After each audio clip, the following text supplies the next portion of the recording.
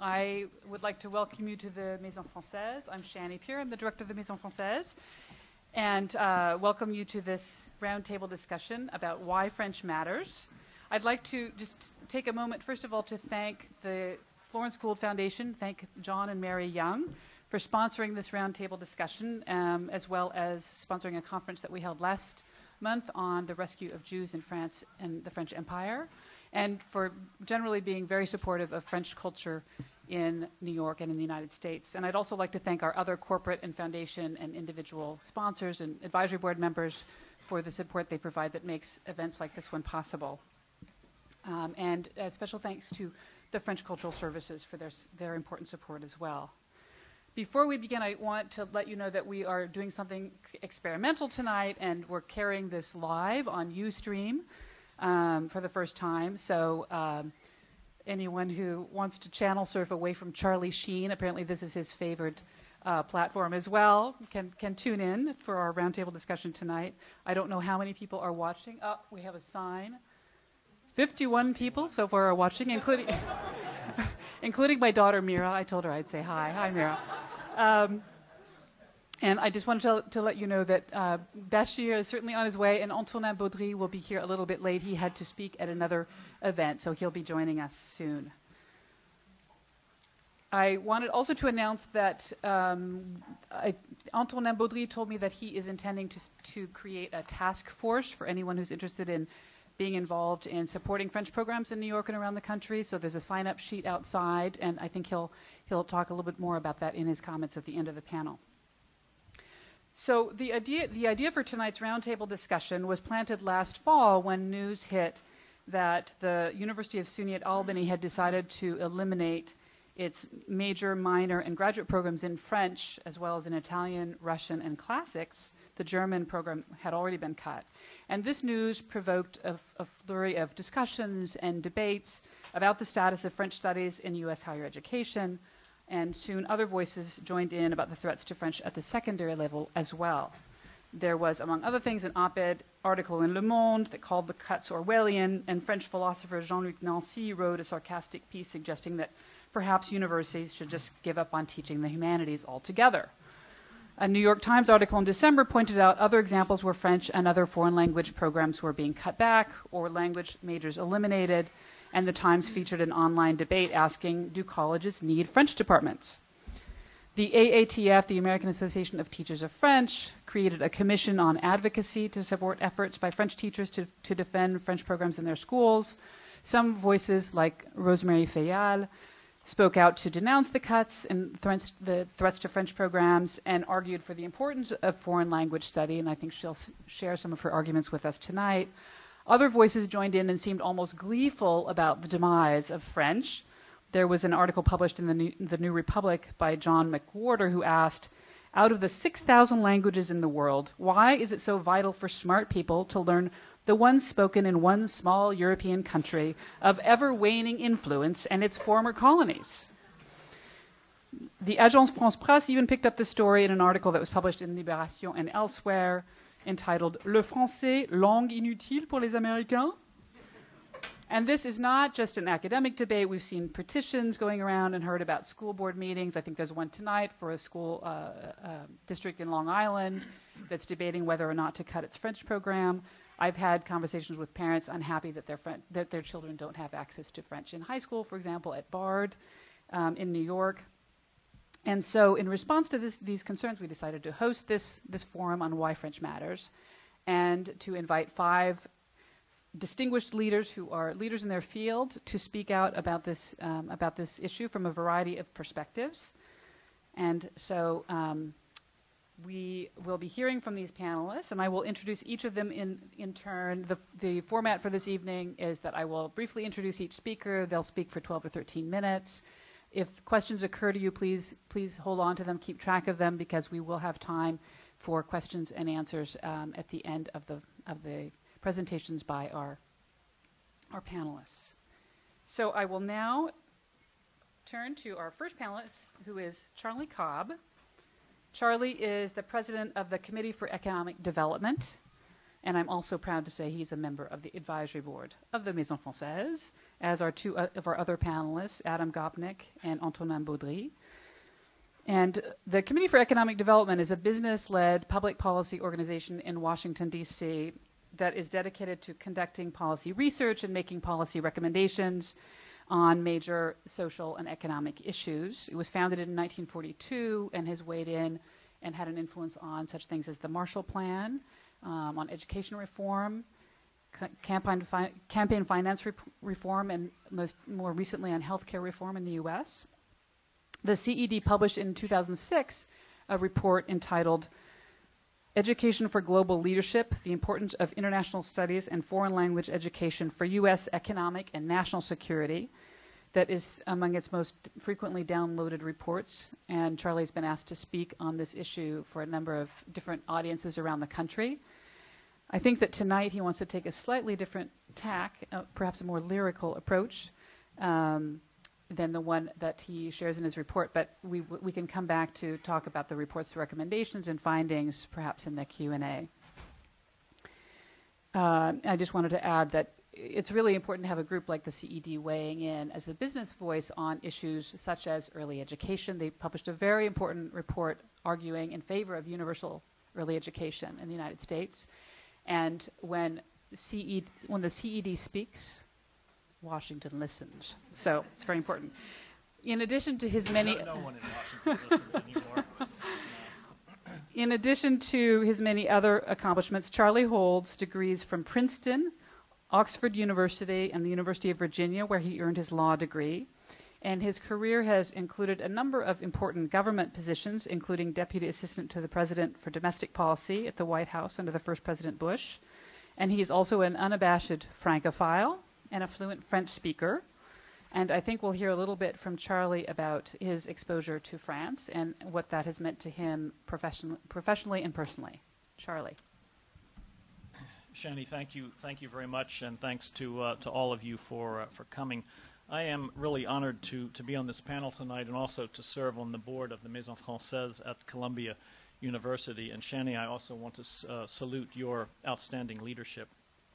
First, a little background about the Committee for Economic Development. Shani gave you some of it. We are a nonpartisan, bipartisan, business-led think tank founded in 1942. We did the design plan for what ultimately became the Marshall Plan, and our founding trustee, Studebaker CEO Paul Hoffman, was chosen by President Truman to be the first administrator of the Marshall Plan. We work on economic policy issues that promote economic growth at home and abroad, and our trustees number some 200 senior corporate executives and university presidents, including, I'm pleased to say, Columbia President Lee Bollinger. In recent years, our work has included fiscal reform, healthcare reform, education policy at all stages, early education, where we've actually learned a great deal from France, K-12, and now higher education. We work on trade policy, corporate governance, and money in politics. We were the business group a few years ago that worked very closely with Senators John McCain and Russ Feingold on important campaign finance reform legislation. About 5 years ago, we issued the report that Shani mentioned. I have one copy here, which I'll auction off later. It's on our website. And did you hand out copies? We have copies of the two-page summary. The two-page summary on the desk up front. And until we released our healthcare report in 2009, the study that we did on foreign languages was CED's most downloaded report. Now, this CED report, this project was initially my idea, but I had to actually exercise extreme restraint and objectivity to avoid plugging any one particular foreign language, especially the one that I speak, French. So what we said in our report is that we need more young people in this country who have greater knowledge about the rest of the world and who have solid proficiency in at least one additional language. Knowing a foreign language, though, is not just a matter of education. It relates to our economic security, our national security, and the effectiveness of our public diplomacy. Business leaders will tell you that having international experience and foreign language competency are critical to their operations. But why French? In doing some research for this evening, I found that in 1782, the Berlin Academy sponsored an essay contest based on the following question: how has French become the world's universal language? There were 22 entrants, and 2 first prizes were awarded. One to a Frenchman, Antonin de Rivarol, a protégé of Voltaire, and another, the second, to Jean-Christ Schwab, a German professor at the Academy of Stuttgart. It was Rivarol who argued that French had acquired its global status because of its clarity, simplicity, and conciseness, especially when it came to conducting business. He wrote that ce qui n'est pas clair n'est pas français. If it's not clear, it's not French. Much has changed, though, since 1782, and English has now overtaken French as the global language. Now, there are lots of facts and figures about French slipping into, 8th, 9th, 10th, whatever place it is in terms of the number of speakers worldwide. And SUNY Albany's decision to close its major, minor, and graduate programs in French, Italian, Russian, German, and the classics strikes me as both deplorable and something that should be promptly reversed. And I want to salute, as I did upstairs, your leadership and your courage in speaking out on this topic. It's very important, and thank you. So the details, the facts, the figures on this debate are interesting. They're very important. But that's not where I'm going to go this evening. Tonight's topic is why French matters. And before I really launch into what I have to say, perhaps I should warn you that I have been trained both as a litigator and in Oxford University's peculiar and very un-French brand of linguistic analytical philosophy. So when confronted with a question, you never answer it. You ask what it means, and then you analyze its meaning to death. Answering the question directly would, of course, be too continental, too French, and one just doesn't do that in England. You first question the question, then you take it apart. Except that Shani cleverly avoided asking a question. The topic isn't, according to the bold headline, it isn't why does French matter, it is instead a bold assertion, French matters. And we're here tonight to explain why. For me, the issue is relatively simple and straightforward. French matters because France matters. It matters to me, it matters to each of us in this room, and it matters to the world. And the reason France matters is not just tied to quantitative measures such as gross domestic product, its trade balance, the size of its population, the strength of its military, its role within the EU, or even the number of people around the world who speak French. So in offering this perspective on why French and France matter, I'd like to suggest 4 points that rely less on logic and linguistic analysis and somewhat more on my own lyrical impressions. And I hope you will find them both confusing at first and worthwhile. So here are the 4 points. Number 1, what goes around keeps going around. Number 2, life is about beauty. Number 3, Americans really want to be French. And finally, in France, they dance. Point number 1, what goes around keeps going around. Long before the United States had its so-called special relationship with England, we were enemies with the British. France, by contrast, was there with us at the beginning. Along with Morocco and the free city of Ragusa, which is now known as Dubrovnik, France was one of the first 3 jurisdictions in the world to recognize our freedom and independence. We helped return the favor in the 1940s, and we have always been allies, never enemies, even though we occasionally do go around and around with each other. No to NATO one year, yes to NATO in another year. No to Libya under one French president. Come on, let's go to Libya under another French president. When the phylloxera virus devastated Bordeaux, the vineyards were replanted with American rootstock. Chicago once banned foie gras from its restaurants. I think it made it a crime, punishable by a fine. By contrast, France in 2005, the parliament designated foie gras as something worthy of protection as part of France's cultural heritage.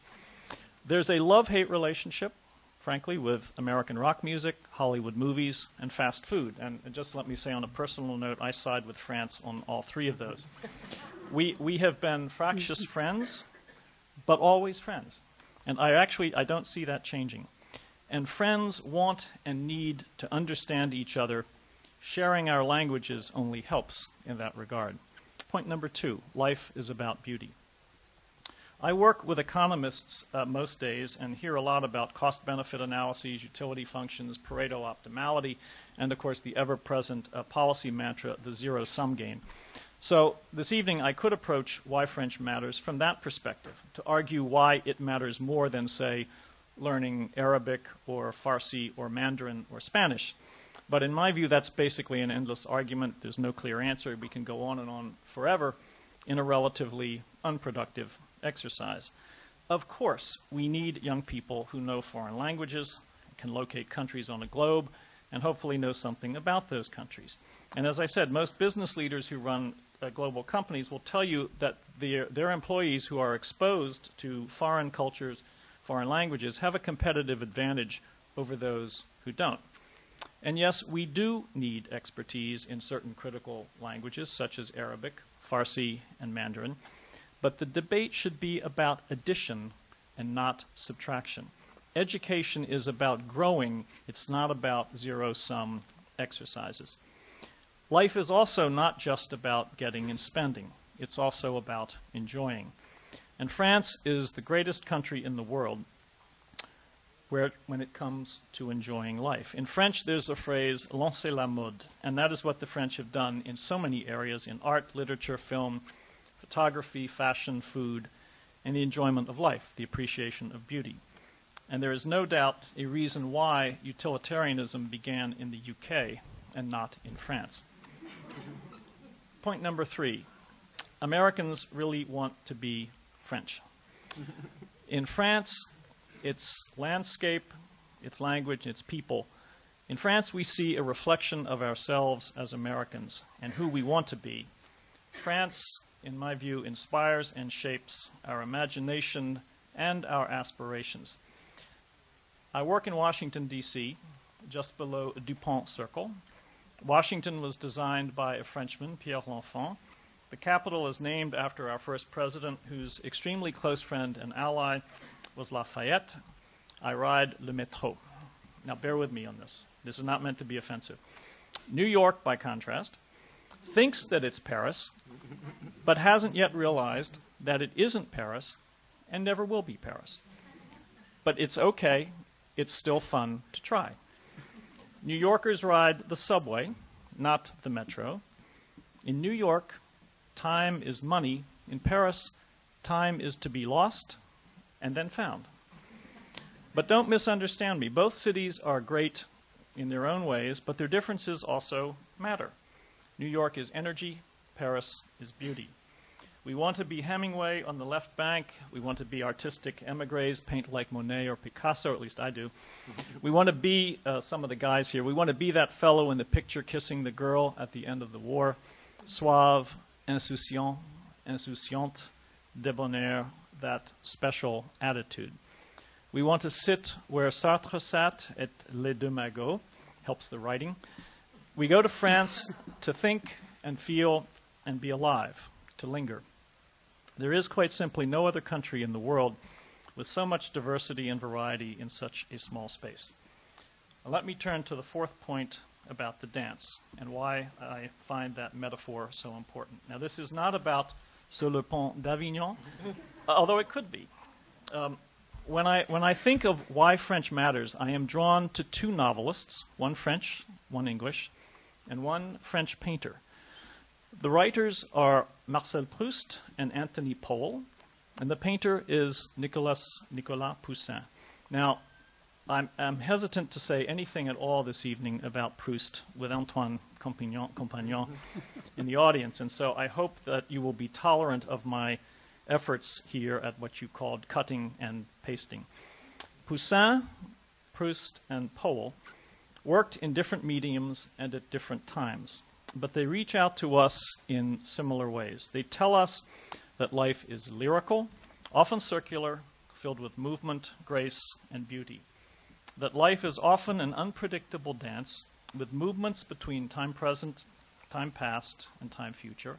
And yes, I think Proust influenced T.S. Eliot, who also wrote in French and translated from the French, mixing memory and forgetfulness, desire and loss, adding broken brushstrokes to a canvas, changing the picture plane's perspective, altering forever the way we experience and perceive our world.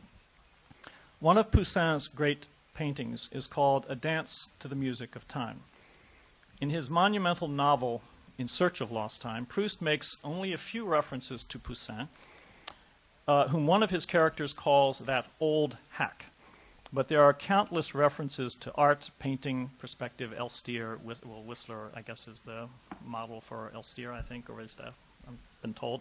But both Poussin and Proust inspired Anthony Pohl's great 12-volume novel sequence known as A Dance to the Music of Time, which is occasionally referenced as the one novel in English that comes closest to Proust's incomparable accomplishment. This relationship between Poussin, Proust, and Pohl is itself a dance between artists and styles and times and perspectives.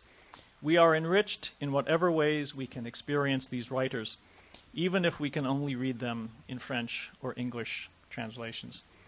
Now, permit me, if you would, to close on a very personal note. The best job I ever had was during the 3 summers, 1971 through 73, when I worked as a stagiaire with the Crédit Lyonnais Bank in Cannes. I earned $65 a week.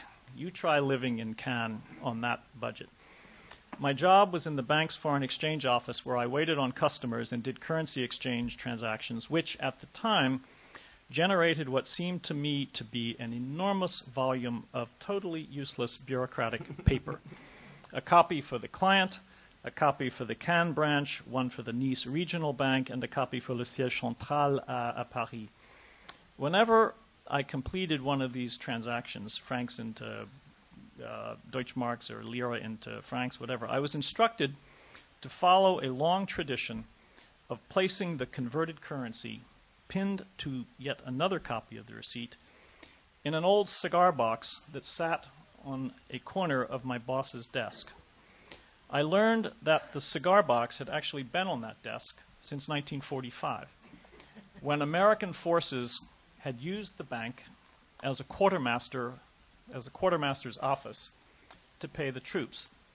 And one afternoon, my boss, who is a native Cannois, who remains a very close friend nearly 40 years later, said to me, "Charles, viens, je veux te montrer nos archives. Come, I want to show you the bank's archives."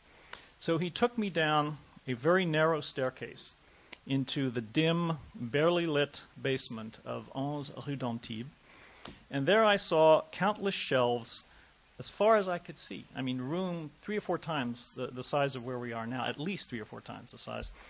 Countless shelves filled to overflowing with endless and totally useless, musty old receipts from tens of thousands of transactions stretching over many decades. It was totally ludicrous. And I am sure, or I hope, that these receipts have all vanished by now. And then my friend said to me words I have never forgotten. He said, "You know, sometimes after work, a few of us come down here. We bring some lights and we dance." This is why French matters to me. Thank you.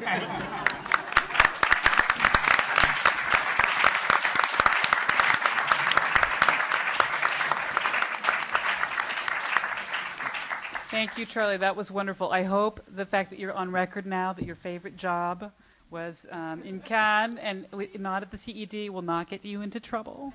The truth hurts. So. Our next panelist is Rosemary Feal, who's the executive director of the Modern Language Association, MLA, which is the international scholarly society with more than 30,000 members that supports one of the most distinguished publishing programs in the humanities. Her responsibilities at the MLA include being the general editor of MLA publications, including Profession and the MLA newsletter, and chairing the program committee for the annual convention. Rosemary went to the MLA in 2002 from the State University of New York, Buffalo, where she was a professor of Spanish and chair of the Department of Modern Languages and Literatures, from where she's now on leave. She is a member and former vice president of the board of directors of the National Humanities Alliance, and she also served on the board of directors of the American Council of Learned Societies and is a co-convener of the Coalition of the Academic Workforce. Rosemary has published in the fields of contemporary Latin American literature, Afro-Hispanic studies, feminist theory, and psychoanalytic criticism. Her book publications include Painting on the Page, Interartistic Approaches to Modern Hispanic Texts, Novel Lives, the fictional autobiographies of Guillermo Cabrera Infante and Mario Vargas Llosa, and Isabel Allende Today. Rosemary, you have la parole. And just be sure to be close to the microphone. Thanks. Thank you. Is this audible? Yes. Thank you, Shani. I'm really glad to be here. Even though Spanish is, in fact, my field, I did an undergraduate bachelor's degree in French, so I feel I have some street cred in the Why French Matters, as well as representing all the languages that the Modern Language Association teaches. We don't take the subway in New York. We have Metro cards. That's an improvement. But that's an improvement. We take the train. And I don't know that we aspire to be Paris. Maybe the Upper East Side does. Buenos Aires, maybe, or maybe Buenos Aires aspires to be us. In any event, let me start with an anecdote. A few years ago, a woman in an upstate town in New York won several $1 million in the New York State Lottery. And she was interviewed for a local radio program and asked what she was going to do with the money.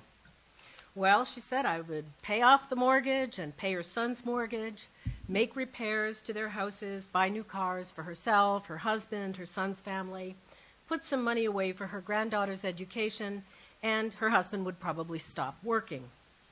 All these projects still left a sizable number of millions for other endeavors. So, would she want to travel, asked the radio interviewer. No, she answered. Had she been to New York City, he asked. No, she answered. Wouldn't she like to visit the city, asked the interviewer. What for? She replied. This was followed by a lengthy silence before the conversation started up again. The interviewer thanked the woman for her participation on his radio program and put a prompt end to the call. So how does one comment on the what for? Was the woman's remark the reflection of unfathomable ignorance? Was it fear of the unknown? Was it denial of the possible pleasure or the application of some utilitarian principle? For the interviewer, wanting to visit New York seemed natural, and the woman's disregard for the great metropolis left him dumbstruck, perhaps because it put into question his own desires, wishes, and values, all unquantifiable emotions. Even though he and the lottery winner spoke the same language, the clash of cultures led to a momentary suspension of communication. Explaining why French matters can render one speechless, as did the what for of the upstate New York lottery winner. You could, of course, become quite loquacious if you were to list the many world-changing historical events, sociological innovations, intellectual and cultural accomplishments, the artistic endeavors, the scientific discoveries, and medical breakthroughs that can be attributed to France and French speakers. And indeed, I could go down a long list, but they'd be very familiar, I imagine, to the people in the room and the 50-some watching remotely. Until the 20th century, French was the intellectual, diplomatic, and artistic lingua franca of most advanced countries, as we just heard. French is embedded in the linguistic fabric of English, and French is implanted in the American social landscape from Maine to Louisiana. So where is French in the United States today? I'm happy to report that in American colleges and universities, French continues to be the most studied language after Spanish. Between 2002 and 2006, enrollments in French grew by 2.2%, and from 2006 to 2009, French jumped ahead by 4.8%. So you hear French enrollments are down, but in fact, on a nation level, the number of enrollments in French have increased in the proportions I just gave you. The study of languages other than English is actively pursued by American students. Between 2006 and 2009, enrollments in language study rose by 6.6% on American campuses. There were approximately 1,400,000 enrollments in languages other than English in fall 2009. And French is still a widely spoken language, first language, in the United States. If you go to the MLA language map, which you can see on our homepage, you can find the number of speakers of French according to the U.S. Census in every state. You can look at it by zip code or by county. And what you'll find, interestingly, is obviously you know what states are going to have a great number of speakers of French. Those will be the states, Louisiana, states bordering on our neighbor to the north, where French is the co-language of the country, official language. But in the United States, there are approximately 1,325,000 speakers of French in the home as a first language. About 1 in 5 people whom the census tracks speaks a language other than English in the home. This doesn't tell us whether it's their native language, although in most cases it probably is. So one thing to remember when we ask why French matters is it's an important first language in the United States. In addition, you can see when you go to the language map the percentage of children who speak French, which gives you an idea of the upcoming generations who will continue to have French as a heritage or a family language. Now, those are some pieces of good news, but there are also some issues that I need to bring to your attention, which we might classify as not so good news. Even though French is the number 2 language studied on U.S. campuses, Spanish takes up about 50% of the enrollments in languages other than English. French comes in second, but at about 14%. So for those of us who wish there were more students in languages other than Spanish, I know, are there any Hispanistas in the room? I usually get a little humiliation for that. But even as a Hispanist, I believe that our strength is in the diversity of the languages we study. There's also been a drop in high school studies, and this is most alarming for those of us who deal with language education at the post-secondary level. The American Council of Teachers of Foreign Languages tracks enrollment in secondary, actually K through 12, and they released a report on enrollments in 2007-8. And French takes up 14% of enrollments in high school, but Spanish takes up 72%. And I've heard it cited that the students who actually come to college, who get admitted to college, have closer to 90% of Spanish as their language. So you're not, if you are professors of French at the college level, you're not getting the number of students ready to take your intermediate advanced classes and your culture, history, film classes, literature classes in the language. So we've seen then a decrease in French enrollments in high school of about 3.2% from between their 2 surveys, 2004-5 and 2007-8. I think this is important to remember for those of you as well who can advocate for language study at the K through 12 level. We need to keep a diversity of languages strong at that level. Americans are, of course, notoriously monolingual. You all know the joke about what do you call a person who speaks 3 languages and so on. It's also, the United States is also called a language cemetery because it's here where the world... What's the joke? Oh, really? How many have never heard the joke? No. Oh, my God. I've been indoors far too long. What do you call a person who speaks 3 languages? Trilingual.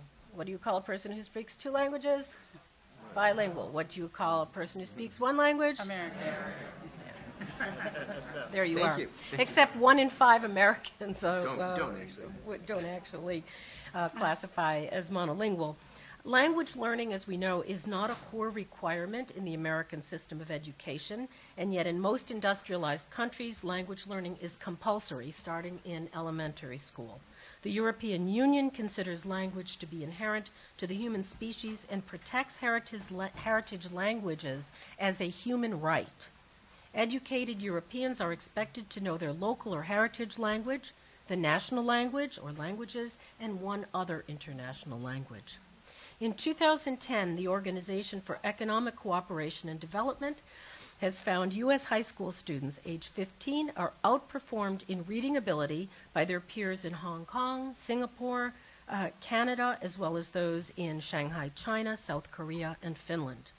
The mediocre scores reached by U.S. students in reading literacy have been lamented year after year by secretaries of education and presidential commissions, and yet there is currently no national coordinated effort to focus resources on expanding language education at the K-12 level. And we know that knowing more than one language increases your literacy and your abilities, cognitive abilities, both in your first language and in fact changes your brain structure. At heart, French matters because all languages matter.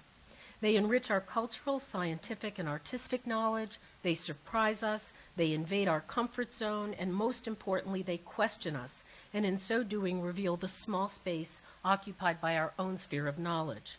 Remember the anecdote? The interviewer's silence at the "what for" was perhaps due to his sudden realization that New York City was beyond the horizon or the reach of the lottery winner's needs, interests, or desires. Maybe he knew he was projecting his curiosity and interest onto the woman he was interviewing. His reaching out to her interpolated him in return. To learn a language is to risk being interpolated, to lose one's self-assurance, but it is also to know the thrill of discovery, the excitement of experiencing something new, the joyful satisfaction of attainment. All of these emotions and the critical thinking that arise from the shock of cultures inform us about the others and ourselves. That's their far-reaching utility. Then, after all, the competent use of a foreign language for professional endeavors is something like a high return on a long investment, even in the basement of a bank in France. C'est dû en plus, the French might say. Thank you.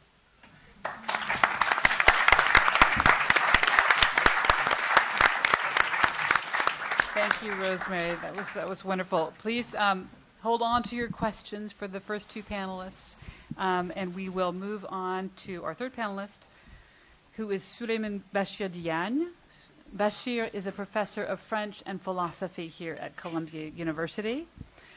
Originally from Senegal, he received his academic training in mathematical logic and philosophy in France, where he went to the École Normale Supérieure and the Sorbonne, where he earned his doctorat d'État in philosophy. His fields of research include the history of logic, the history of philosophy, Islamic philosophy, African philosophy, and literature. He's published a number of books, including Islam et la société ouverte, La fidélité et le mouvement dans la pensée de Mohamed Iqbal, Léopold Sédar Senghor, l'art africain comme philosophie, and Comment philosophie en Islam. His latest book is Bergson postcolonial, l'élan vital dans la pensée de Léopold Sédar Senghor et de Mohamed Iqbal. In 2009, Bachir was awarded the prestigious Mohamed El Fazi Prize from the Agence Universitaire de la Francophonie. He has also held important government positions in Senegal, where then-President Abdou Diouf named him Counselor for Education and Culture in 1993, a position which he held through 1999.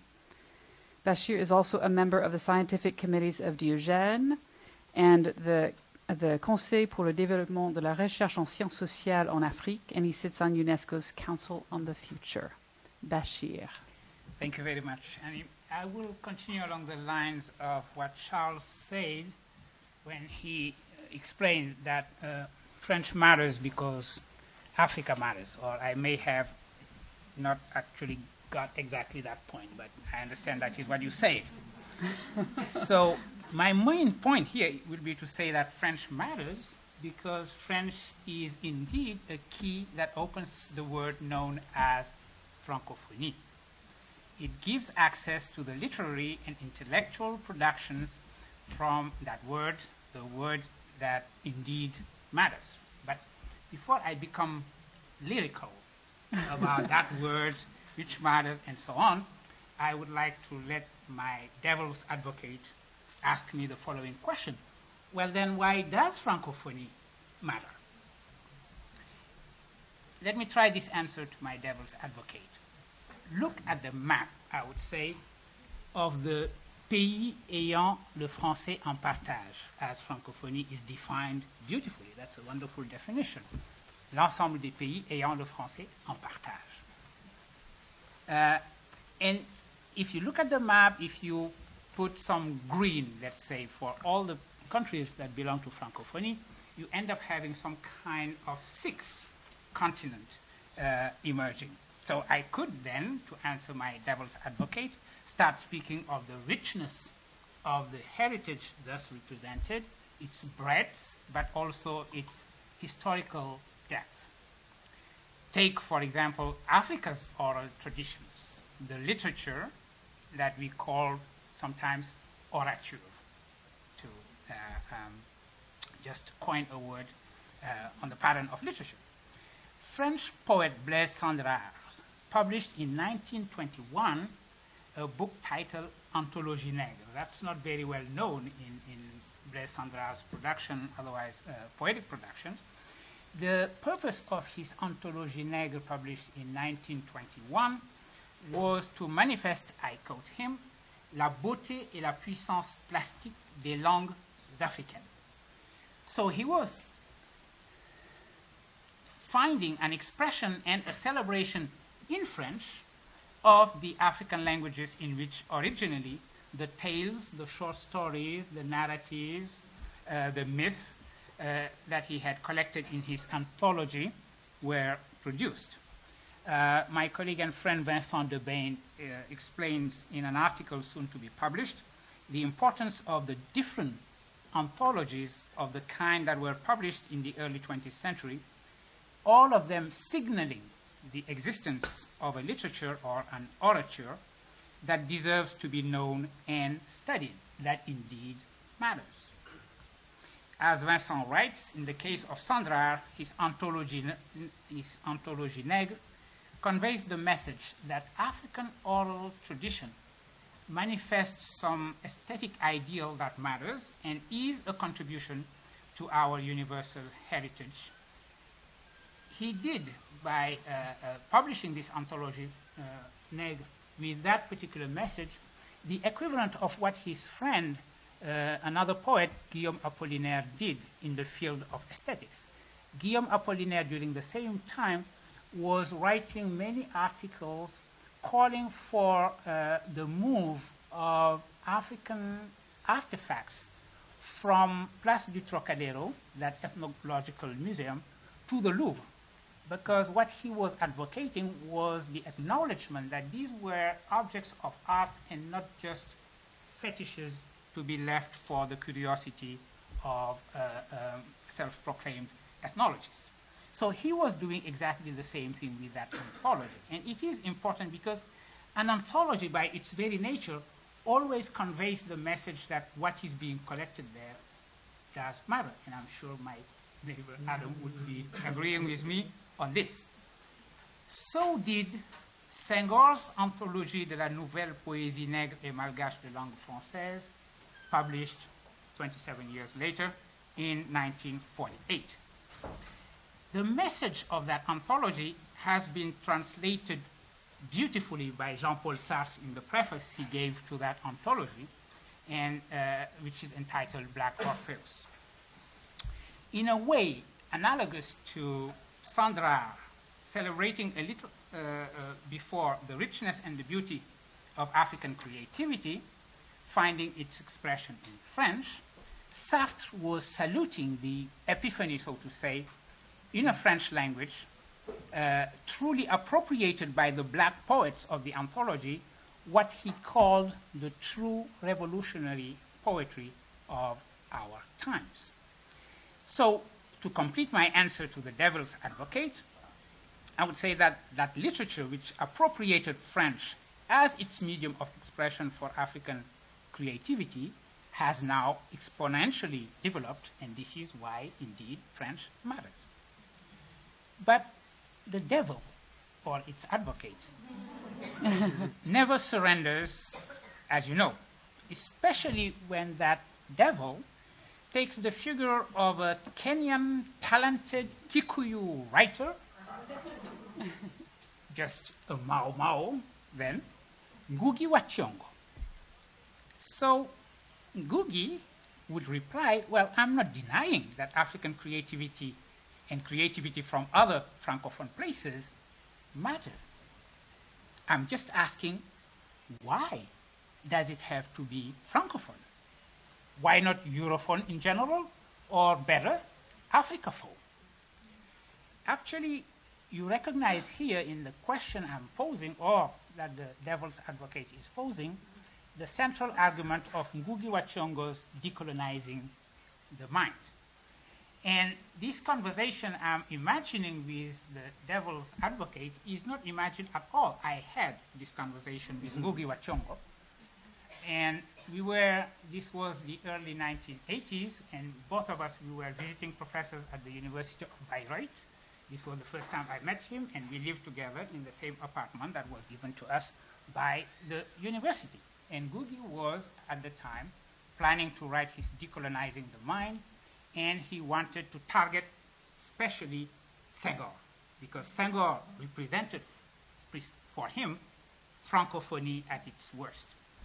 And Senghor's prose is not translated. Until now, most of it is not translated into English at all. So he wanted me to translate from French some of what Senghor was saying. And it was a beautiful spectacle. I loved to actually somehow fuel and fan his outrage at what Senghor was saying, because Senghor was saying, I love French. When I learned French, it melted under my tongue like chocolate. And Ngugi would just jump on his chair and say, he really said that? He really wrote that? What a French man. So this is when Ngugi wrote his Decolonizing the Mind, targeting so much Senghor, and if you have the text, he thanks me there for having translated for him, but not from what my position then was. So Ngugi decided from then on, he had already decided not to write any fiction in any other language than his native Kikuyu. And he decided from then on not to write any theory either in English.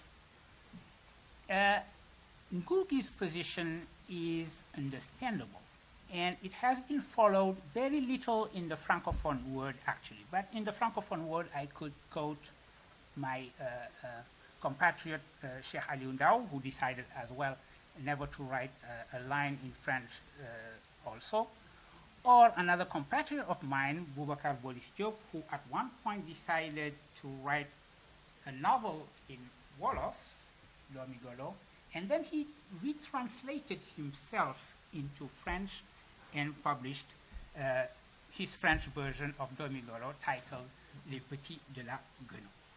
So here is my response. The response, I'm not sure I articulated that precisely then when I had that discussion with Ngugi wa Thiong'o, and this is why I would like to tell him now that the question of why French matters has been asked by Shani under the figure of the devil's advocate having a dialogue with. Senghor, by using those words that seemed so outrageous to him, like French being like chocolate and so on and so forth, was just expressing his own relationship to the French language. He's a poet, probably one of the greatest poets in French language of the 20th century. When you're a poet, you declare your love to the language that you are actually dealing with every single day. And it is quite normal for you. Expressing that type of relationship to the French language is actually what every single writer from Francophonie, but also every single writer from France does. All writers have this kind of complicated relationship to the language. And this is what Sartre, to come back to him, understood and beautifully expressed in Black Orpheus. What was he saying? He was actually repeating Mallarmé and the notion that literary creation always happens in this écart, in this gap that one at one point feels vis-a-vis the language in which one is going to write. And he wrote that preface at a time when surrealism was still so important. So what the point he made was that the Black poets of the anthology collected by Senghor actually lived that écart, that gap, better than anyone else. So they were able to achieve what surrealism was aiming at better than the surrealist poets themselves. So that écart is what Francophonie is. It is not just something that finds expression in French, it is the complicated language that all Francophone writers have with the French language. One aspect of that écart, of that complicated relationship, could be, for example, what has been called the tropicalism. Tropicalism is a word invented by Congolese writer Sonny Labutansi to characterize the particular style of African writers who would be appropriating French in that particular way where they incorporate to the French language their own peculiarities that he called tropicalism.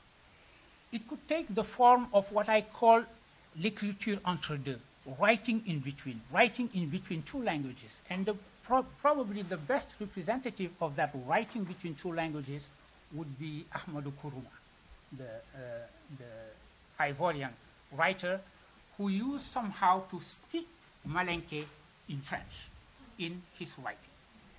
A third expression of that complicated relationship to the language would be Boubacar Boris Diop that I mentioned earlier, who moved away from France following what he witnessed in Rwanda and then came back to French by retranslating from Wolof his own novel into French.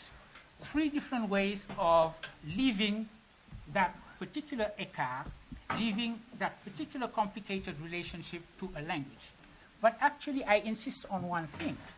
This is fully realized somehow in Francophone literature, and that is why Francophone literature matters and is not just a matter of expressing oneself in some foreign language, the way Ngugi wa Thiong'o understood it, but in terms of having the type of complicated relationship each writer has with the language in which he writes. After all, literature is about inventing your own langue within the language you write in. And this is what Francophonie does. The reason why French matters is that Francophonie matters, and the reason why Francophonie matters is that Francophonie is a unique perspective on one particular type of écart which is creative and productive and that we need to know. If you agree that my devil's advocate could concede this point, I'm done.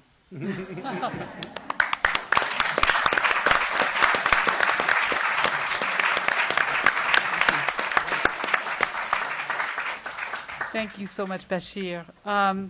We will now hear from someone who is a writer and who has a complicated relationship with the écart in his language.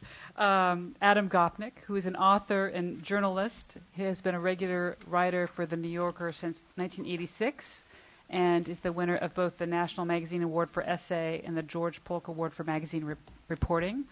On a personal note, I just want to say that it always makes my day, sometimes makes my week or my month, depending on what other things look like, to open a new issue of The New Yorker and see that it has an article by Adam Gopnik. Articles like the delightful one he wrote a few months ago about snowflakes and how snowflakes are like people because they become more individual and more beautiful as they fall to the ground before they melt. That was delicious. The recent one that he wrote on Get Smart that asks, how will we know when machines are more intelligent than we are? And that actually raises the question of Google translators, among other things. Adam has, of course, a special connection to France, and perhaps he'll tell us a little more this evening about how that connection began. He spent 5 years living and writing there for The New Yorker, and his essays were published in a book called Paris to the Moon. He also published an anthology called Americans in Paris, about Americans, some famous and some obscure, who have lived, visited, worked, and written in Paris. And another of his books, The King in the Window, is a book of juvenile fiction that's also set in Paris. Adam is also the author of Angels and Ages, a short book about Darwin, Lincoln, and modern life, of Through the Children's Gate and The Steps Across the Water. And he has just finished another France-related book called The Table Comes First, on France and the Meaning of Food, to come out from Knopf in October. And we've already invited him to come and talk about his book here, so come back for that in October. I turn over to Adam Gopnik. Thank you. Jenny, I can feel the heat. Stay close to the microphone. I can feel the heat rising in the room, and I can see the heat rising in your eyes, so I will make my remarks as short as I possibly can. It's very difficult to follow three acts like that display of erudition and emotion and empirical fact. So I shall resort to cheap nostalgia in the absence of it. This is the second night in a row, speaking of my book on food, that I have been absent from the home kitchen and from cooking. And last night I was speaking at the Metropolitan Museum about Cézanne's card players. I gave a lecture about Cézanne, and then tonight I explained to my hungry children that I had to come up here and talk about why French matters. And my son turned to my daughter and said, "Daddy continues his pathetic pursuit of a French decoration." Now, I mention that because, not only because it's true, but also because it had not occurred to me, and this is the point I wanted to make tonight, it had not occurred to me until he said that Cézanne was French in that sense. Now, of course, I'm well aware that Cézanne is French, and when I was speaking about him last night, I tried to talk about Cézanne's card players in the context of the creation of the café, the tavern, the cult of tobacco in the middle of the 19th century in France, and yet, at the same time, the catalog I was looking at was written by Englishmen and Americans. The context in which Cézanne was being displayed was the context of the great overarching rainbow of modern art. Cézanne is French, and at the same time, in a very real sense, he's not French. If there's one thing, it seems to me, that the growth in our understanding of humanism in the past century has shown us is that national boundaries, the idea of nations, is an ever-mutable one, an ever-changing one. It's one that we declare as much as one that we discover. I was back up in my hometown of Montreal not long ago giving a talk, and someone at the end of the lecture said, accusingly, "Why is it, Mr. Gopnik, that in your books and your writings about France, you always present yourself as an American, a naïf who has just discovered France, when in fact you were brought up and raised in an entirely Francophone environment?" Which is true. I come from Quebec. I come from the northern end of the Francophonia. And yet, necessarily, in order to articulate and express a particular point of view, I placed myself in an American tradition. National lines, national boundaries move all the time. And it's in that mutability exactly that I think that they find their meaning. I'm aware that the real question we have to address tonight is not simply why French matters, because I could, as my predecessors have done so eloquently, explain to you why I love France as much as I do, why French is a language worth learning, why French extends beyond the narrow boundaries of France to be one of the great international languages in which new peoples find their voice and find themselves. Quickly, one of the things I've written this year is a profile in French for a French magazine about Pierre Schneider, the great art historian, the great biographer of Matisse. And one of the things that it shocked me to discover is that Pierre was born and raised in Germany, fled through France in 1940 on his way to America, and that was 1 year in France was the totality of his knowledge of France, came to America for many years, and then went back to France and has never surrendered his American citizenship.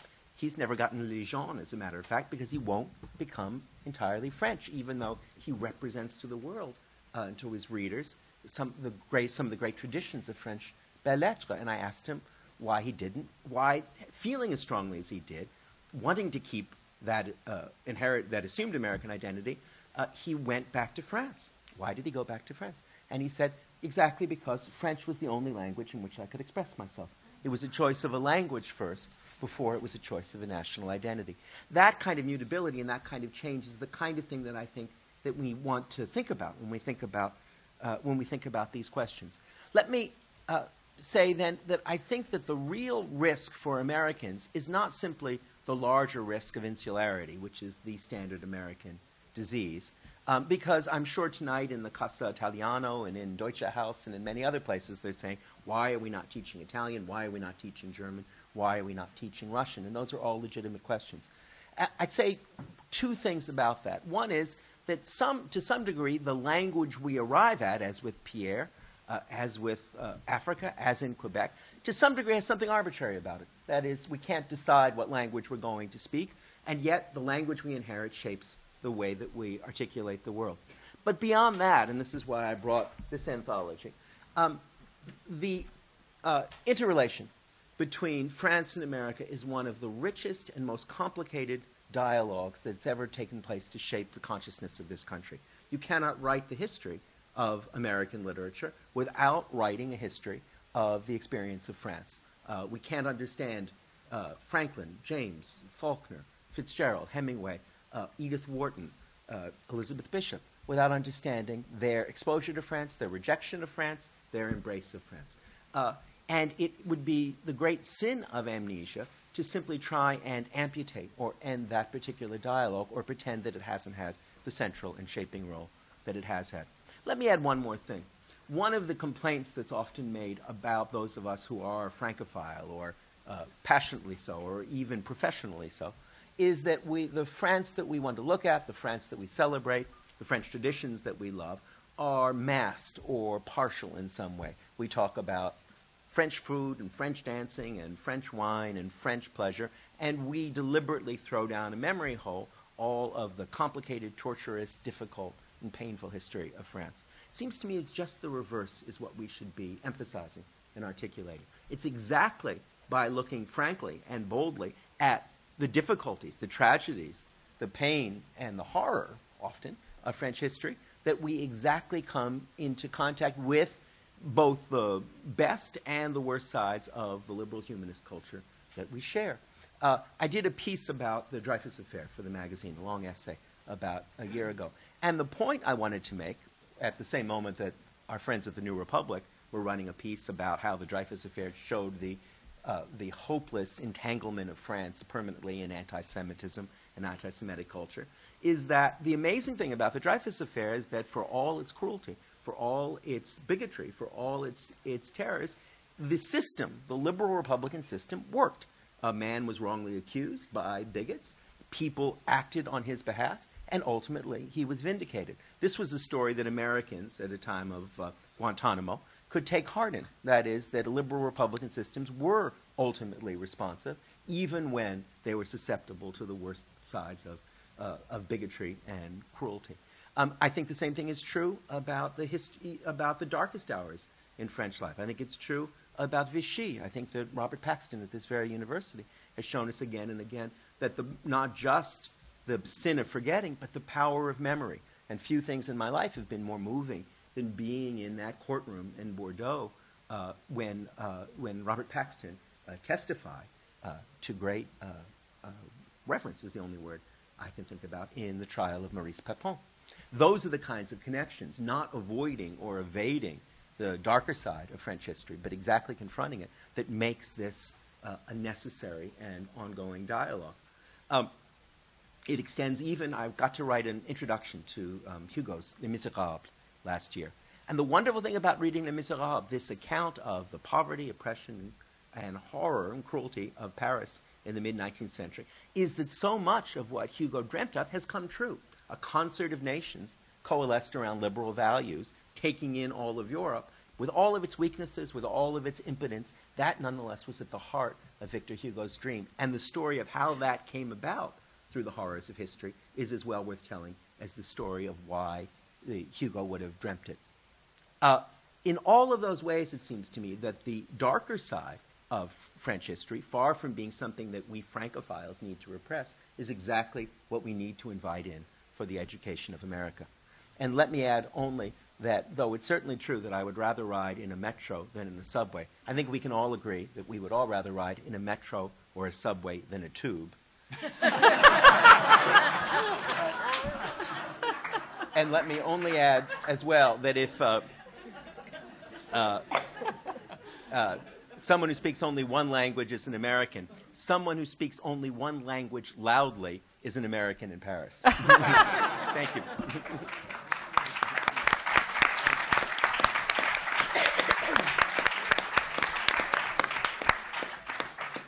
Thank you, Adam. Well, I guess you could, when you go home, you can tell your children that in your pathetic pursuit of a French decoration, at least you sat next to the French cultural counselor tonight.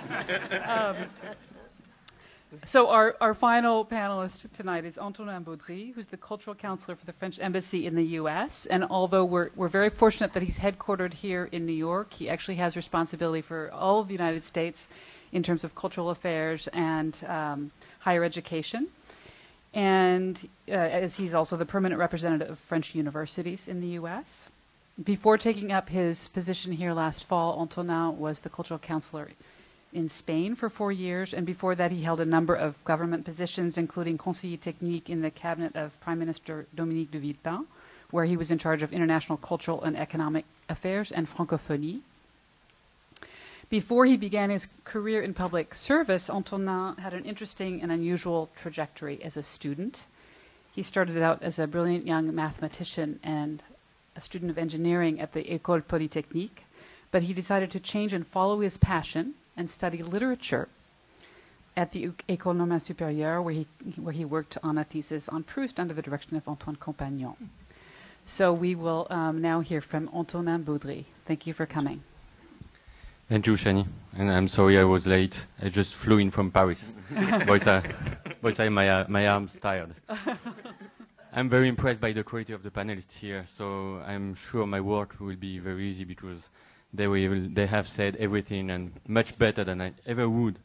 So I will just make a few personal remarks and tell them what are my convictions. I think that if French matters, it's simply because it is a global language.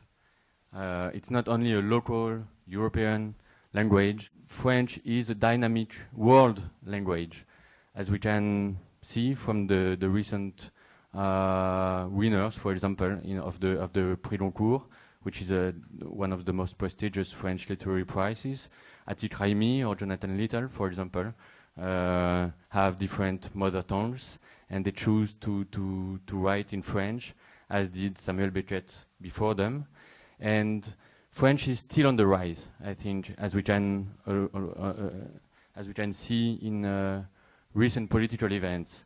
The way France has taken the leadership in North Africa or Middle East, for example, thanks to its deep historical and linguistic ties in this region.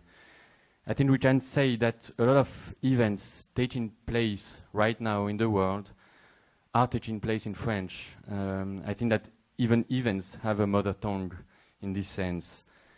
In the 21st century, France is being transformed from within by Francophone writers, from its immigrants, from each foreigner who comes in France and who transforms French. Like, for example, Marianne Diagne, who's a very famous French writer living in Berlin, but his father came from Senegal, and it's just an example among 1,000. So I think that there is a real dialectical relationship between France and the world. It's on both sides. I mean, it's a dynamic exchange. It's not just France imposing culture and language on its former colonies. I think it's these former colonies who enrich the French language and the French culture. And I would like to show you an article from The Guardian, the UK Guardian, which is not casual. The title is "French is too important to be left to middle-class Francophiles." And I love the Brits, just because of this. And André Housset, who wrote this article, I don't know him, but he says he's not especially a Francophone or a Francophile, but he gives us a very simple reason for that. And he says, I'm quoting him, "Writing in French from Morocco to Senegal to Quebec has much to teach us in Britain about the hyper-complexity of the post-colonial world." And I think it's remarkable that The Guardian could publish this argument about French. I think that I believe that in order to understand the world as it is today, you have to speak or French or Spanish, other languages, or at least you have to know people who do so. And English is a global language, of course, but it does not mean that events take place in English all around the world. I think that if French is a global language, this is not only because of political events or geopolitics, the facts I was mentioning before, but I think it's also because of more fundamental reasons. France and America share a common heritage, and of course this has to be with the connection with the Enlightenment values. And I saw that Bill Clinton said in 1995 in a lecture at Georgetown University, he said that America is an idea. And of course then it developed, and he said that this idea was freedom, and that the shape of America was the kind of consequence of idea. And I think that we could say the same about France. I think that France is an idea too. It would not be the same. Maybe it would have to see more with equality than freedom, or maybe something more complex than I could say tonight. But I think that the whole structure of the country and all the relationships between the people can be understood as consequences of ideas, as for example the importance of the state in France, or many other things that, I mean, actual things.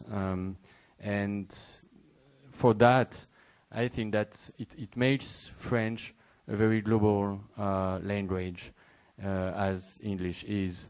And something more maybe is that you probably saw that foreign affairs are very important in France.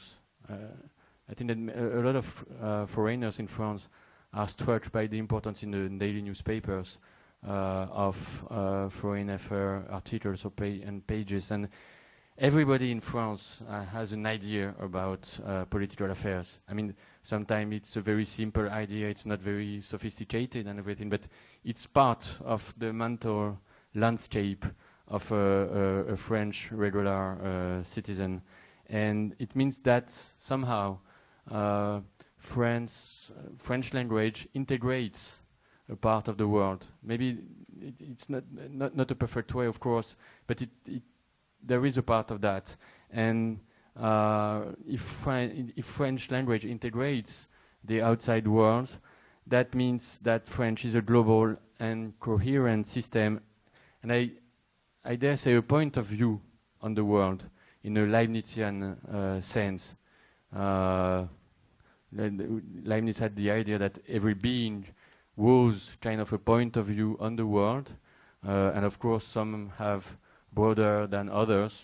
Of course, a human being will have a broader point of view on the world than a tiger, for example, but every being has one, and I think that French is the global perspective on the world and on history.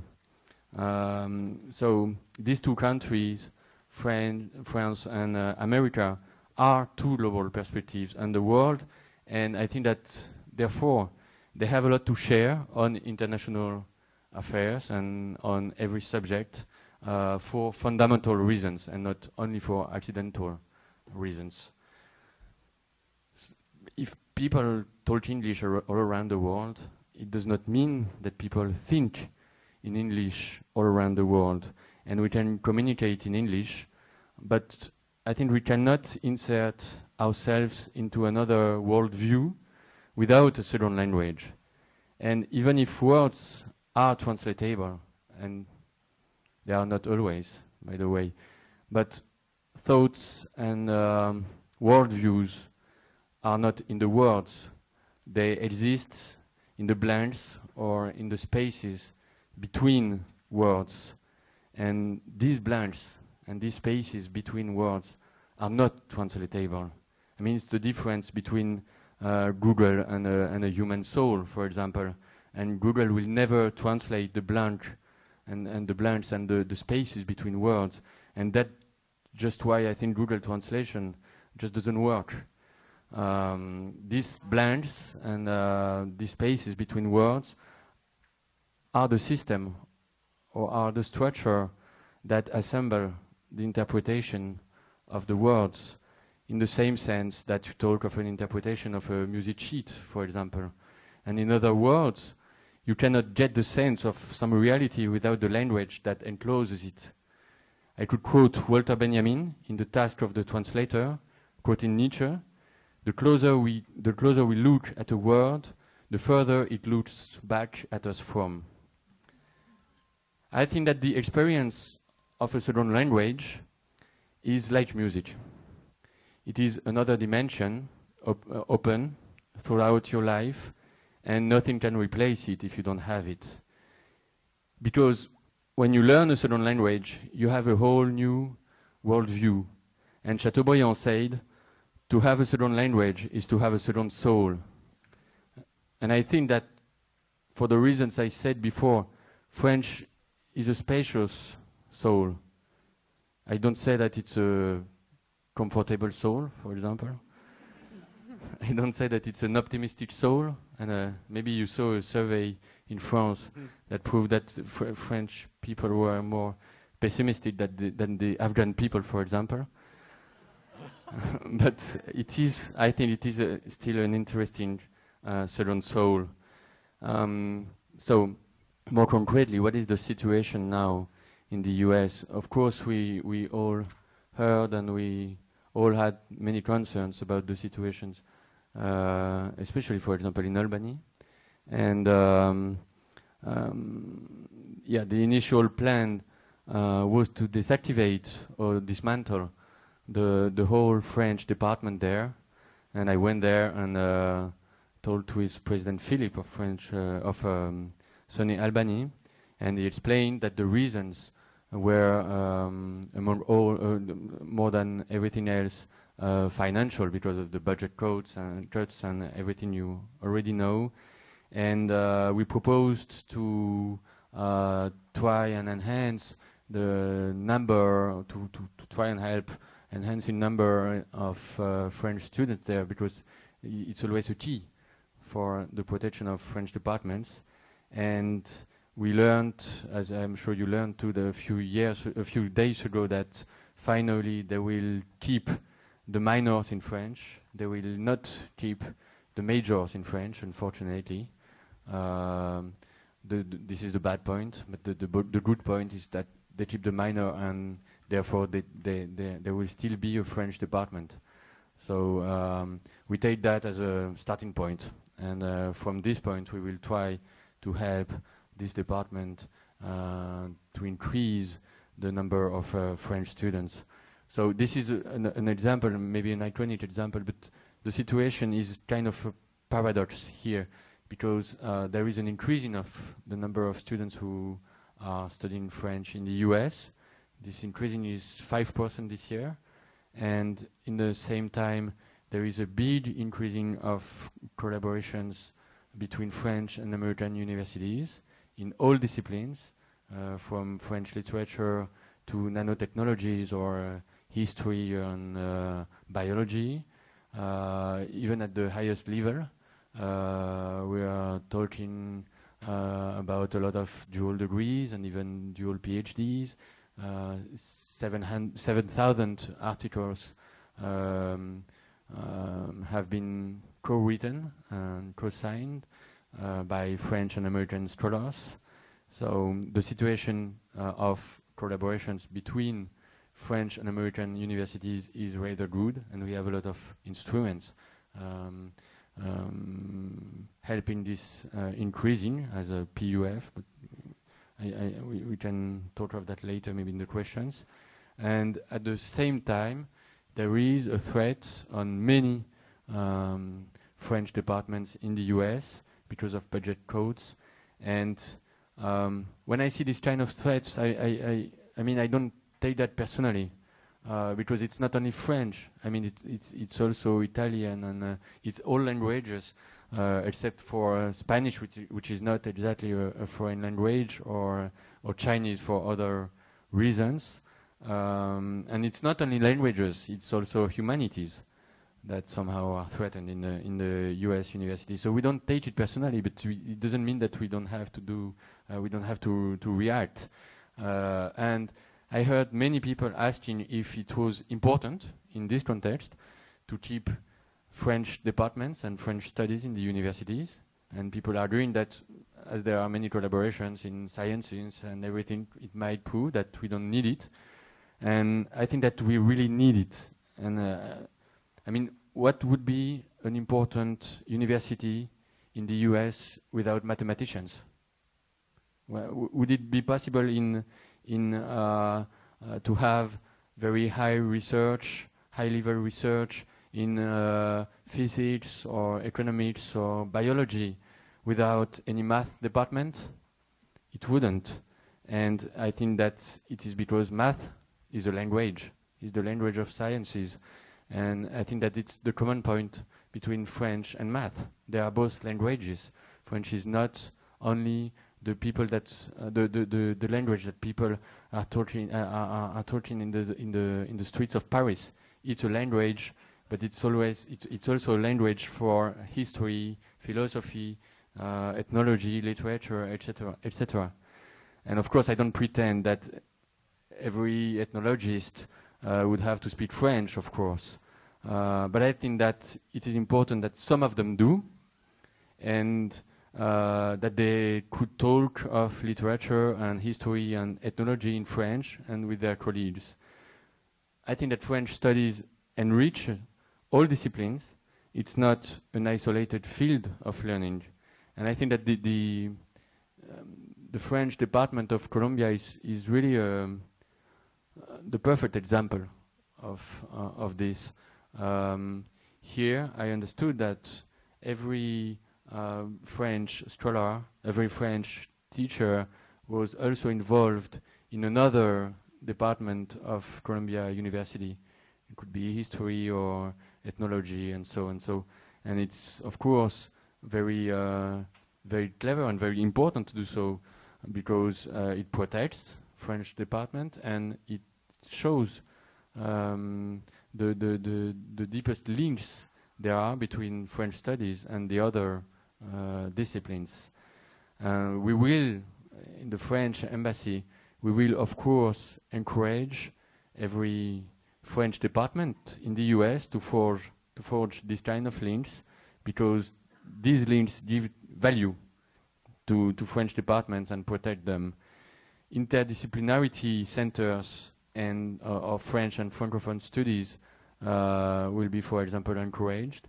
You know that we subsidize 15 interdisciplinary centers in the US, and each time it's it's at least 2 departments deciding to create a French programs together, and it means that it involves always more than the French department.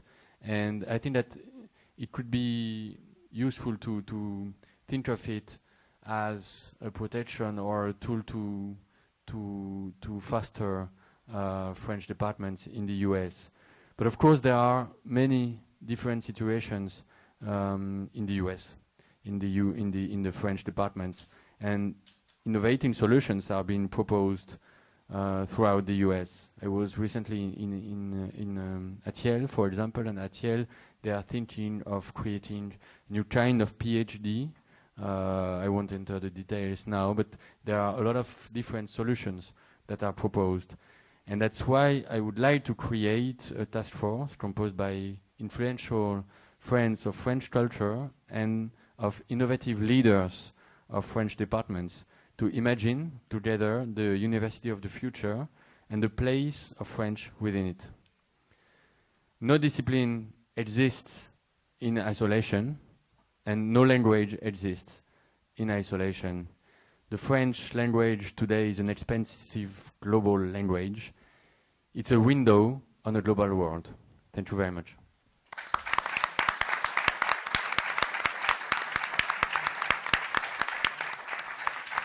Thank you very much, Antonin, Baudry, and all of our panelists. We are now going to have some time for questions and answers, questions from you for the panelists. While you're thinking about questions you might want to answer, I'll just start with a few quick questions. First one for Charlie. The report that was published by the CED talks about the importance of international studies and foreign language education for U.S. economic and national security. Can you tell us a little bit more about why the study of French and other languages is a national security issue? Well, I would say there are two issues, one very particular and one general.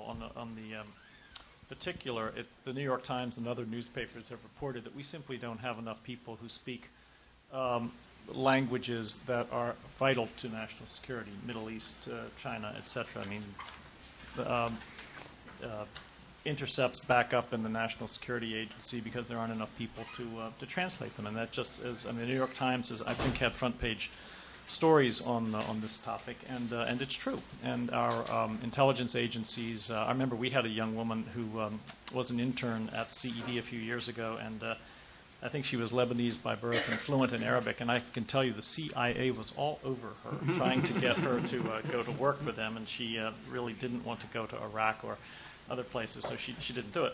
So that's the particular thing. But let me get to the broader point, which I think is a real issue for this country, which is, I guess, both economic security and national security. I think the biggest problem the United States faces, it's not Iraq, it's not the budget deficit, it's not health care. It's something that's harder to fix, and it's our addiction to short-term thinking. And we didn't say this in the CED report, Shani, but I talk about it. One of the benefits to learning a foreign language is that you can't do it overnight.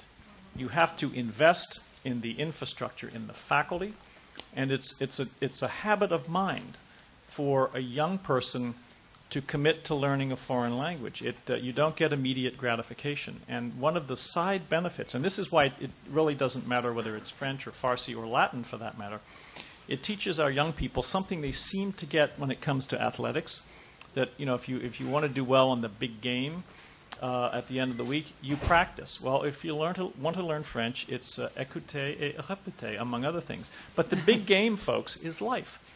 And we have a problem as a culture. I mean, I won't go on at length in this, but I think one of the main reasons that we had the economic and financial crisis that we've had, the so-called Great Recession, has to do with some of my colleagues in the business community who were, quite frankly, too focused on short-term quarterly earnings.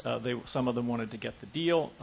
We know Michael Lewis and others has written about people in the financial service sector who just simply want to get the commission, dump the paper into the secondary market, slice it and dice it, send it all over the world, and move on. That's how we got into trouble. I don't want to overstate it, but having all of our young people, and I mean every single person in this country, in my view, we should have a mandatory foreign language competency. We had Bill Clinton, when we had national education goals, he expanded the number of goals, I think, to include arts and foreign languages. But I think every young person in this country should start, if not in kindergarten, by first grade, to learn a second language. And it has, as I say, the phrase I use is it changes one's habit of mind. And I think that's very important for the long-term health, not only of the business world, but the strength of our civil society and the health of our democracy. Thank you, Charlie. Okay, one more question, and then I will turn it over to you. So have your questions ready. Adam, you spoke about the long relationship between France and the United States, the fact that French culture has a long and glorious past. There's a long history of friendship between the two countries. But I might ask, who cares? Why does that matter? Why does history matter? Americans are a forward-looking people. We need to be looking to parts of the world that will matter more to us in the future, to China, to India, to the Middle East. Why does the fact that we have a special relationship with France in our past matter today? Well, two different ways of approaching that. There was a piece in Time magazine a little while ago articulating the view that France was a country in fatal, terminal decline, and culturally and in every other way. It was probably the single most ignorant and badly argued article not to appear in the New Republic.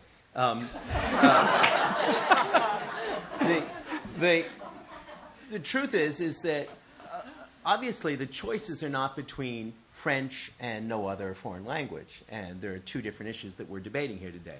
One is about the necessity of foreign languages, and the older I get, the more convinced I become that the educational curriculum of a wealthy young woman in the late 18th century in England, that is, languages and drawing, are really the essentials of any education, and is what everyone should be given.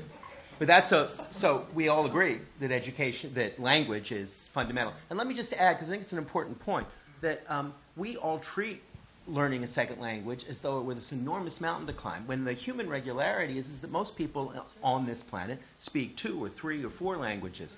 We were talking before, a wonderful thing about if you ask a taxi driver in New York, how many languages do you speak? They normally speak 2 or 3 languages if they've come from South Asia or from Africa. If you ask an American graduate student how many languages do you speak, they speak 1.5, and the half with difficulty. So in lots of ways, that's a rich person's problem on this planet. But I'd say just when we talk, so that's one larger issue, and then there's the particular issue about why French especially. And two things just quickly to add to that. One is, and this is why that ridiculous piece in Time was so absurd, is that, like it or not, and I can say this with certainty because I don't entirely like it, it's not the background I come from, French philosophical criticism has, in the last 40 years, played a larger role in reshaping American thinking about literature and art, and through the example of someone like Richard Rorty, even academic philosophy, than any other single moment, than any other single force. The work of Derrida and Foucault and of Baudry. And as I say, this is not work that I am necessarily friendly to or always impressed by. But as a matter of simple intellectual history, there has never been, the only thing like it was German idealist philosophy in the 19th century in terms of its immediate and reshaping impact on American academia, on American intellectual thought. So for those reasons alone, if you're interested in what goes on in American universities, French is essential. And then the larger argument, and it's quite true, Shani, that it simply depends on how you view the mission of liberal humanist institutions like universities. If you see them as essentially utilitarian, and let me add only that though utilitarianism was born in England, its greatest exponent, John Stuart Mill, was the most passionate Francophile of the 19th century. Exactly because he saw that if what interested you was the maximization of pleasure, the place to be was France. That if we view universities as essentially utilitarian places where people are trained to be servants of international capital and do their work, then we can say, well, Chinese probably matters more, Mandarin. We used to say, though, that Japanese mattered most, and we no longer say that, which makes me think that probably that has more of fashion than certainty about it. But if we see the task of the humanities, of the university, as the task of encoding memory, of re-articulating memory, remaking memory all the time, then forgetting French is to add amnesia to insularity. And this cannot possibly be the motive of the university. Although I will say that I have a little méchant part of my heart that thinks any poor French student who is sent to Albany to study would in fact be in the worst possible environment. And as a New Yorker, I must say the idea that they can't study French in Albany but can still study it here, this is a positive plus for civilization. Adam, just one thing to add to what you say. You could also add legal studies to the yes, to the point. Absolutely. And that's had a huge impact on the law schools and then the people who come out and shape absolutely. A significant aspect of our legal, political, governmental culture. Absolutely. And psychoanalysis. Yes, yes, indeed. Yes, absolutely. Okay, so who has a question for any of the panelists, or a general question that all of the panelists might want to address? We have, if you speak into the microphone, we'll have a first question over here so that you could be picked up. No, I don't really have a question. I just have a remark. Mathematics was mentioned, and you said that it was inconceivable that one would drop mathematics from the university.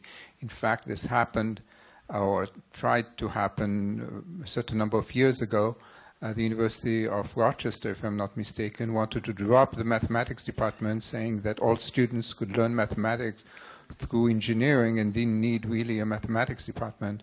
And there was a big reaction throughout the country, and they didn't drop it. Is there something about upstate New York?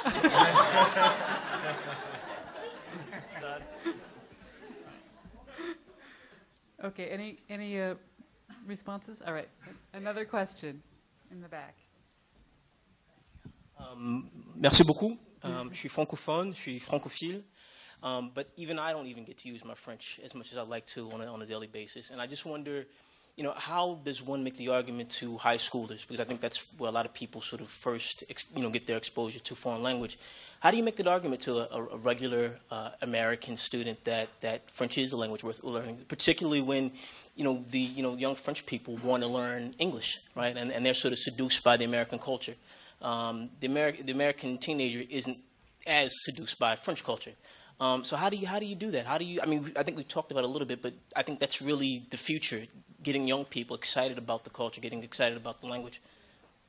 Okay, Rosemary, you want to take that one? Excellent question. Thank you. I think we heard from several of the panelists the reasons that you can really get high school students excited about French.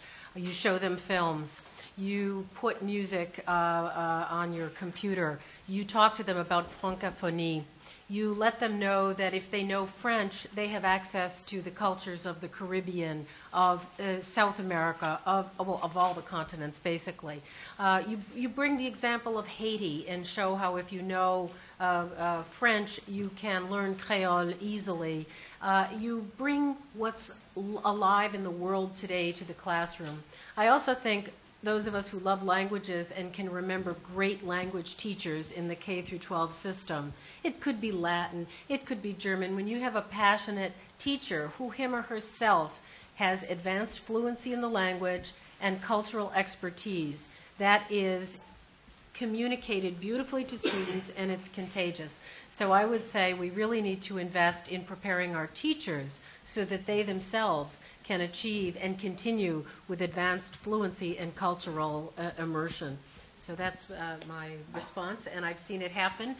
French is very much a living language, and we need to be able to find ways to show our K through 12 students how it's alive in the world and also in history. May I add something? Yes, sure. Yeah. I think that from our point of view in the French embassy, we don't really have to try and convince the young people to learn French, because each time we open a French immersion classes, it's full within a week, and it's sold out. I mean, and we try to open more. And Catherine Pétillon is here with Fabrice Jomont. They are les attachés de coopération éducative, and they are the people who work on these immersion classes and who work hard to open more. But the problem is only to get the means and to help the schools to get the means to open it, because each time we open one, it's full. And I was wondering when I was listening to Adam about the taxi drivers, I was asking myself if the French taxi drivers were talking two languages. But I don't know, actually, because French taxi drivers never speak. That's quite true, but Haitian taxi drivers in New York do speak, and they speak two or often three languages. Yeah, and about the Haitian communities, I must say that some of the programs we support is called French Heritage Language, and I just want to stress that point, because for me it's a miracle. The miracle is that some research teams in UCLA proved that if you help a boy or a girl whose mother tongue is French and who is in the American system, if you help him to foster his French, you help him to foster his English. Mm-hmm. And this program is based on this miracle. And we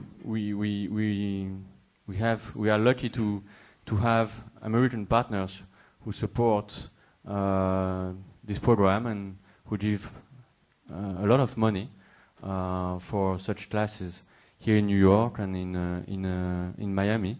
And I must say that for these Haitian communities, I think that it's really important that they could speak French. I would suggest for high schools that you teach them MC Solar and positive black soul. MC Solar is from Chad originally, and positive black soul, as his name indicates, is from Senegal. And they have beautiful rap songs in French, and you will not even have to pardon their français because they use no F word. And there are many other ones too. Thank you. I'm going to actually take a question from an online viewer. Oh. And this is, I guess this will be a question for Bachir. The question is, do Columbia French faculty foster French across the undergraduate curriculum? Do they do what? Does Columbia foster French across the undergraduate curriculum? Are there places outside the French department where students learn about France and the Francophone world? I would guess history, but maybe Pierre will be the best person to answer that question. Wait for the microphone. Pierre Force, who is a professor of French and the new Dean for Humanities, will answer the question. There's an undergraduate major in French and Francophone studies that is interdisciplinary, so it relies on course offerings from departments across the university that teach about France and the Francophone world.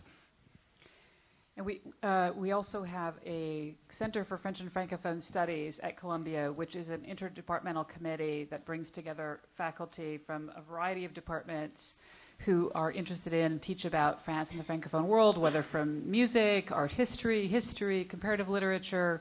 We have about 50 faculty members who are in that program, so it's really very well represented across the curriculum. Okay, may I add just something to that? It seems to me that it's certainly true that English has become the international language now. That's the case, exactly as French was the international language of the 17th and 18th and most of the 19th centuries. And these things happen because of the contingencies of history and the course of economics and so on. And it's always stunning when you read about the most insular imaginable English authors of the 18th century, Dr. Johnson, for instance, who were completely fluent in French despite being very narrow British patriots. It was obligatory. And in the same way, I think we can expect that speaking English will be, to some degree, obligatory in the near future as it is now. But an international language doesn't determine a monolingual culture.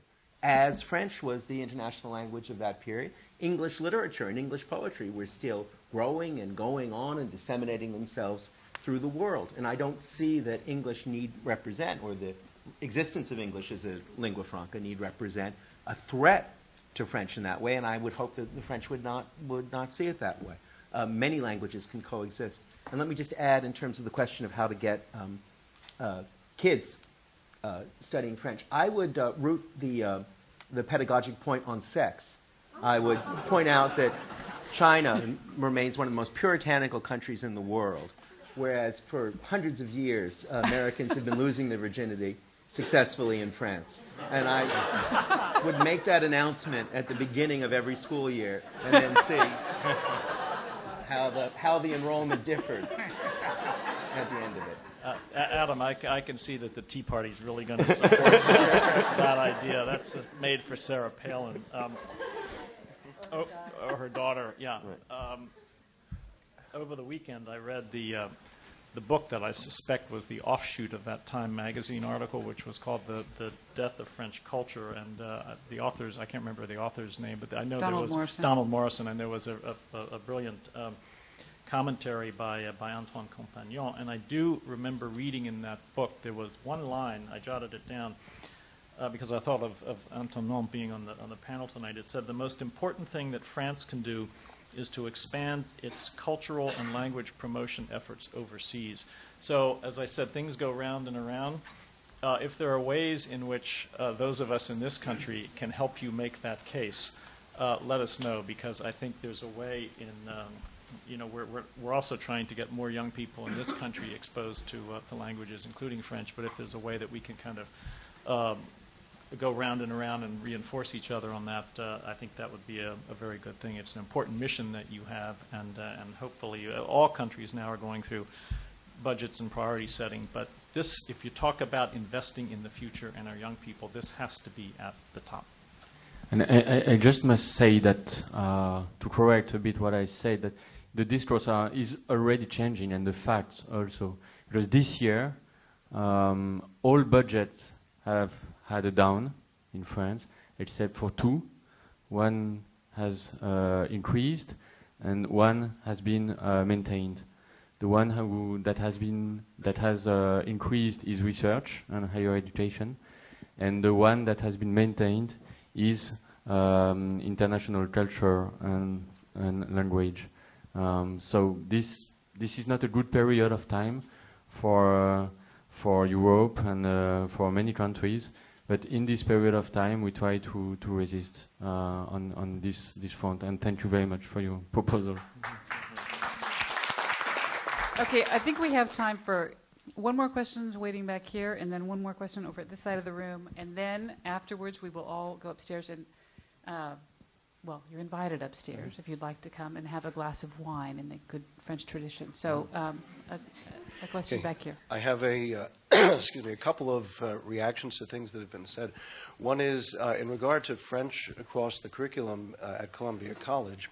I'm an alumnus of Columbia College, and many years ago, 30 years ago. And when I was in the Corps,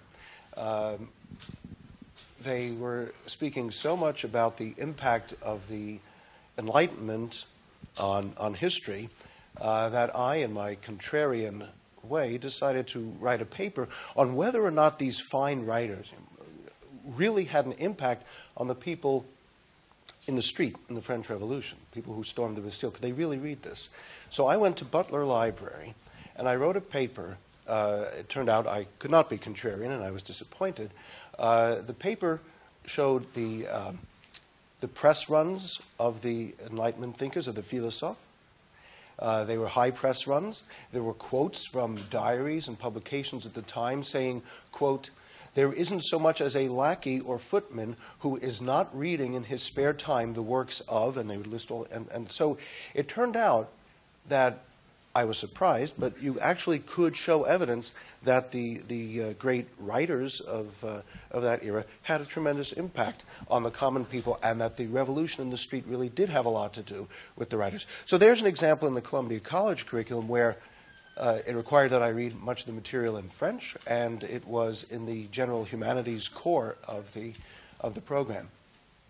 With regard to getting, and two quick reactions regarding getting. If we could have just a quick question, because I think everyone is a little tired and ready for wine at this point. Fair enough. I'll cut it there and I'll take it up personally. Okay, thanks. Sorry, I'm sorry. One more question on this side of the room. Hi, I just wanted to. Wait for the microphone. Okay. I'll make mine very quick, but I want to thank everyone for doing a beautiful job of articulating what probably all of us feel in this room. But and there seems to be a consensus that the problem is in Albany and Rochester. But I think we have a big problem right here in New York City, because just a very quick personal story is my son had the good sense to study French in middle school, and now he's gotten into a very, very good high school where he's going to go, but there's no French department, and it's kind of a tragedy in our family. We feel very upset about this, and so the question is, maybe for some of the reasons that Adam articulated, he decided to study French, but it's maybe not so much convincing the kids, but if there's no department to study in, it's really how do you persuade the school boards, the officials in charge of the curriculum to stick with French? That's my question. Thank you for that last question. And there actually was an online viewer who asked about how would you persuade my local school board not to cancel the French program? So that seconds the question from Rick Shine. Does anyone want to try to answer this? There is very little federal funding for language study in K through 12, and the one program that does exist, the Foreign Language Assistance Program, euphonically known as FLAP, was zero budgeted in the continuing resolution for the current fiscal year and is zeroed out in the next year. It's really important that all of us talk to our representatives. Now, if you're in New York State, that's an easy sell. But it's still important for them to hear from you that funding for languages matters. In local school districts, each of us, you have kids and cousins and other relatives around the country. It's important that you let them know that they must talk to the school board about priorities, because the percentage of schools that offer any language in this country is dismal. Only about 1/3 of high school graduates are exposed to any language. So that means the great majority aren't. There are school districts galore that have no languages. So I think we really need to advocate at the local level, the state level, and the federal level, and you must talk, as disdainful as it is, to your representatives in Albany, in Washington, and get down to the level of the local school board. It's the only way to do it. I want to add just one additional point, and that is, and this gets to the question from the online participant, look for strange bedfellows. Look for businessmen and women in your community, in the city, that can also be allies. Many times they will get it. It will take a little doing, but I find if you can put together strange bedfellow coalitions, that's when you begin to change the policy dynamic. May I just add, too, patriotically, that though France is a bit away, right across the border of New York State, my home of Quebec awaits, which is full of wonderful French immersion programs meant for Canadians coming from across Canada into Quebec. Immersion, as my mom, who's a linguist, will tell you, and I know every linguist will affirm, is by far the best way. Spend a summer speaking one language and you'll have it forever. And while you're on your way to Quebec, let me add, having spoken ill of upstate New York, the best cassoulet I've ever had in my life was at a bistro in Buffalo. So you can stop in there and vindicate the honor of upstate New York. I'm from Buffalo, so I'll have to find Okay. out which It's called the left. It's like the left bank. The left bank. That's right. How original. Okay, well, thank you very much to all of our panelists and to all of you for joining us.